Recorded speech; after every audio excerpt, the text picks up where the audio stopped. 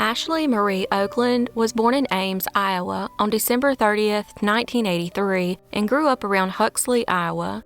In 2002, she graduated from Ballard High School in the top 3% of her class. She then enrolled at the University of Iowa before transferring to Iowa State University in 2006. After graduating with a degree in exercise science, she planned to become a physical therapist but ended up at a real estate company instead. However, since she had a bubbly, outgoing personality, the real estate business became something she really enjoyed. In 2011, 27-year-old Ashley and her boyfriend moved to West Des Moines, and she got a job at the Iowa Realty Company. On Friday afternoon, April 8, 2011, Iowa Realty hosted an open house at 558 Stone Creek Court in the Stone Creek Villas subdivision. Ashley arrived early at the model townhouse to get everything set up. Shortly before 2 p.m., a woman approached the townhouse and heard strange noises. When she entered, she found Ashley lying on the floor, dying from 2 gunshot wounds. The woman quickly called 911 and paramedics rushed her to the Iowa Methodist Medical Center. Sadly, they couldn't save her and she was pronounced dead later that afternoon. Investigators couldn't understand the motive behind her murder since nothing was taken from the house and she wasn't sexually assaulted. It appeared that Ashley was the direct target that day, which led investigators to believe she knew her killer. They then poured through Ashley's social media accounts, emails, and cell phone records.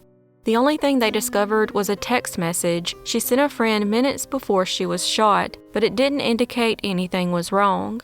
Still unable to find a motive, they began to look into the possibility of an unsatisfied customer or jealous competitor.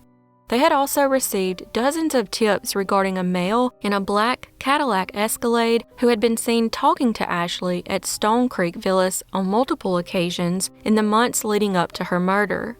The man was young and described as scruffy-looking and was seen several times in the area of the model home in February and March. The man was even seen following her in his SUV when she drove out of the subdivision. The man wasn't seen on the day of the murder, and investigators believe he was most likely another realtor, but they still wanted to question him. However, despite all efforts to locate him, he never came forward. At this point, real estate agents were worried about their own safety, and Iowa Realty informed their agents to cancel all open houses until further notice. Investigators have also looked into whether there is any connection between Ashley's murder and the murder of 49-year-old Beverly Carter, a Little Rock, Arkansas realtor who was killed after setting up an appointment to show an empty home. Beverly was killed about 3 years after Ashley and was reported missing on September 25, 2014. Sadly, her body was found 5 days later in a shallow grave. Eventually, parolee Aaron Michael Lewis of Jacksonville, Arkansas, was charged with Beverly's murder. Lewis was accused of setting up an appointment with Beverly to view a vacant house in a rural area near Little Rock, then killing her and burying her body on the grounds of a concrete company where he once worked. Since Ashley's murder, West Des Moines police have followed nearly 900 leads and interviewed more than 500 people, but have never named a suspect in the case, which, as of 2023, remains unsolved.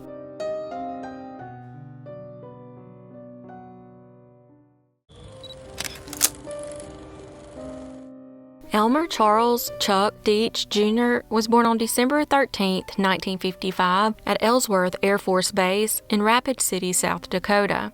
He grew up near Iowa City, where his family had a farming operation. After graduating from Clear Creek High School, Chuck enrolled at the University of Iowa. On April 8, 1978, he married Elizabeth S. Thurkildson, and they would have 2 daughters together. Chuck's daughter described him as their best friend and confidant, and also said their father was an avid fan of the Iowa Hawkeyes and the St. Louis Cardinals baseball team. By the age of 52, Chuck was a farmer with 700 acres of land that he shared with his wife Liz, and the two were very active in the community. In 2007, they bought a house that sat adjacent to the land they owned, and in March of 2008, they finally moved in.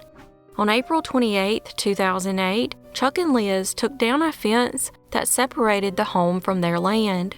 Later that night, at around 9:50 p.m., Chuck was working on the computer in one room of the home, and Liz was reading a book in the living room when she heard their dogs, Joe and Annie, barking to come in. She went to the front door and called for them, but only Annie appeared. So Liz returned to the living room and noticed Joe was at the back door, which she found unusual. After letting Joe in, she returned to reading, but was startled by the sound of a gunshot. She quickly got up and went to the kitchen to look outside, expecting Chuck to come down the hall at any moment to also question the noise. Sadly, he never did. Liz rushed to the den to check on him and found him dead on the floor from a gunshot wound. Worried that the shooter was still outside, she crouched out of sight between the washer and dryer and called 911. Investigators determined that the bullet that killed Chuck came from a single shot outside the home and went through the home's front window. Unfortunately, they believe the murder was a random act of violence, and because of that, there is very little information to go on. Sadly, it's now been over 15 years, and there are still no suspects in the case, and as of 2023, it remains unsolved.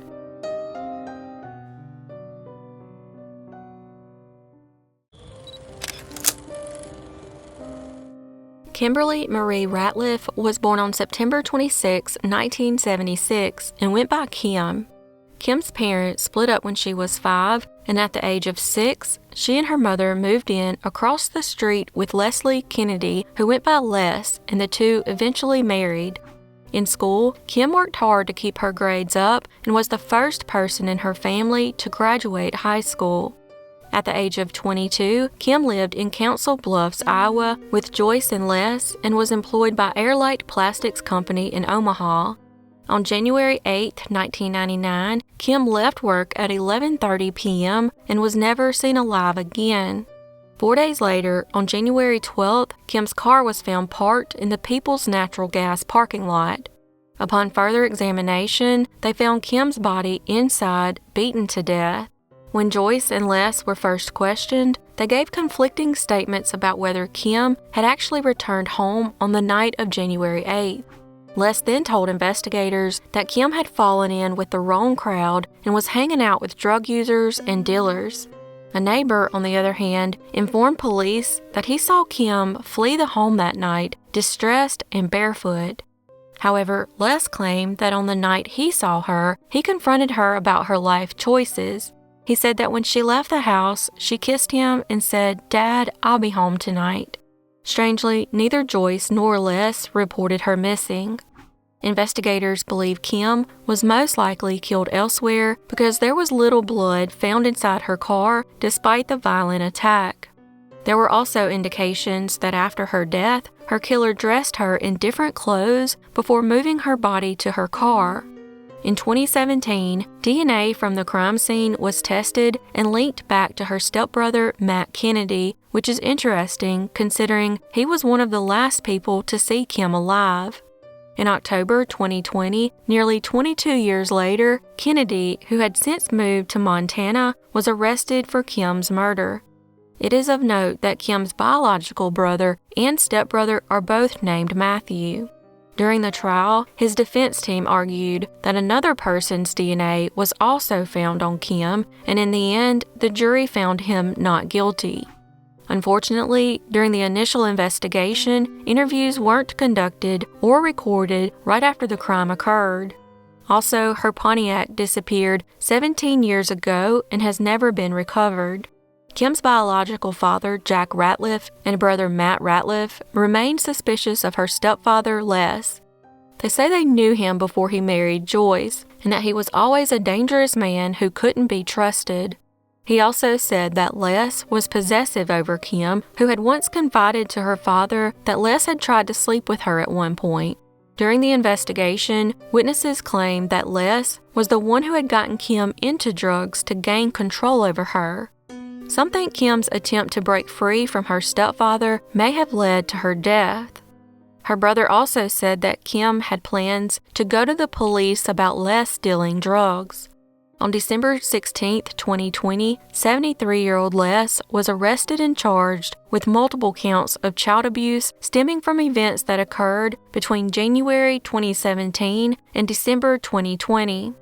His hearing was scheduled for January 15, 2021, but 2 days before, he was arrested again and charged with 2 new child abuse felonies. However, he's never been publicly linked to Kim's murder. Sadly, on January 2, 2020, her father, Jack, passed away without ever seeing justice for his daughter.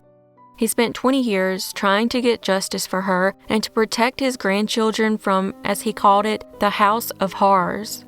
As of September 2023, this case remains unsolved.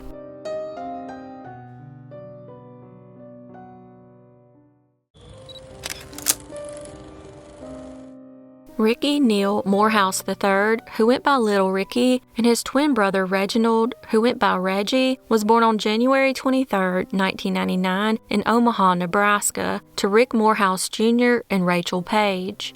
Over 4 months later, in June of 1999, Rick married Robin Marie Hogue. When the twins were 2 years old, the court awarded custody to Rick after a bitter custody battle with their mother, Rachel. Rick claimed that they were often returned to him with unexplained injuries, including a broken leg. According to the family, Rachel had difficulty controlling her anger and was listed on the Department of Human Services Child Abuse Registry more than once. Even with that, Rachel was granted unsupervised visits with her children. In 2001, the twins were living with Rick and Robin in Harlan, Iowa. On Saturday, March 3, 2001, the twins spent their first weekend after the custody battle with their mother at her house on Cherry Street in Kent, Iowa. I want to give a quick side note. Kent, Iowa is no longer a city and was disincorporated in 2003, and in 2010, the population was only 61. That night at Rachel's home, a fire broke out upstairs. Her aunt and uncle, who lived nearby, woke up and spotted Rachel outside her burning home with her son Reggie. Sadly, little Ricky didn't survive. When Rick arrived at the Creston Hospital, he learned of his son's death. Strangely, however, he found Reggie safe with no injuries. Since investigators couldn't find any detectable smell or traces of smoke on Reggie's clothing, they determined he was most likely outside the home when the fire started. The hospital also couldn't find any evidence that Reggie suffered smoke inhalation. Even if Rachel rescued him as quickly as she said, there would still be microscopic particles present. Rachel told both Rick and the investigators the same illogical story. She claimed the power had failed, so she'd gone to the basement to fix the fuses and restore the power. She said afterward she went to check on the twins who were sleeping upstairs. She claimed the power failed again at 10 p.m., even though neighbors never reported any outages. Rather than try to restore the power again, Rachel said she went out to the driveway and began cleaning out her car. This was strange considering the temperatures that night were below freezing. While working on her car outside, Rachel told investigators that she saw flames shooting from the upstairs bathroom window. She said she rushed in, found Reggie at the top of the L-shaped stairway, carried him out of the house, and returned for Ricky, but couldn't find him even though the fire was contained in the upstairs bathroom. Also, she never called 911. However, her neighbor, Sherry Tremblay, did call after seeing flames shoot out from an upstairs window. She then ran outside where she was joined by Rachel's aunt Linda. Sherry and Linda were 2 of the first to arrive on the scene. Both women reported they found Rachel standing in the yard with Reggie when they arrived. However, neither woman saw Rachel attempt to return inside the home for Ricky and never witnessed Rachel exiting the home with Reggie in her arms after the fire started. Though Rachel's car was parked in the driveway with a clear view of the home's front door, she said she never saw anyone enter or exit the house. However, they found physical evidence on her that showed she was present when the fire started, such as her fingertips were burned and her hair was singed. Rachel was then given a lie detector test and failed. Creston Assistant Fire Chief Mick Landers told officials that when he and volunteer fireman Eric Schaller arrived, the fire was largely contained to the upstairs bathroom. Schaller then entered the home to search for little Ricky. As the fire spread outward from the bathroom, Schaller continued to make repeated trips into the house in search of him with no success. When the fire was finally out, investigators finally learned the fate of poor little Ricky.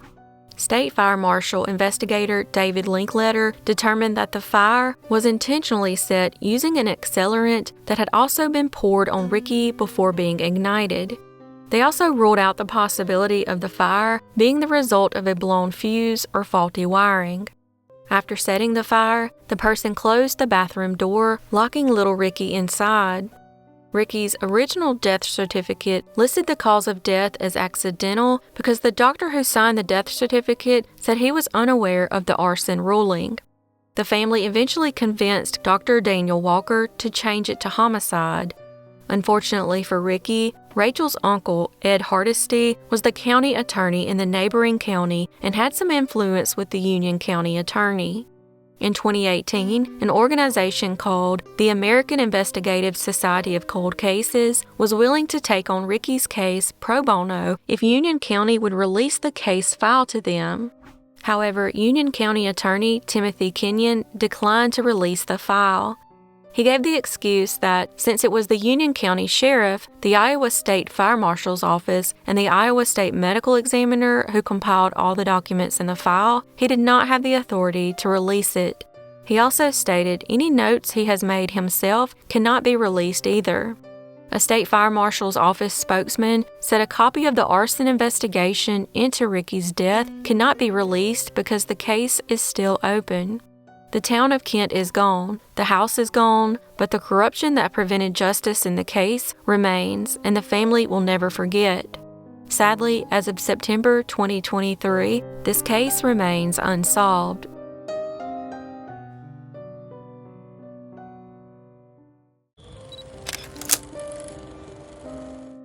Robert Bruce Bates III was born on December 15, 1967, and went by Kip.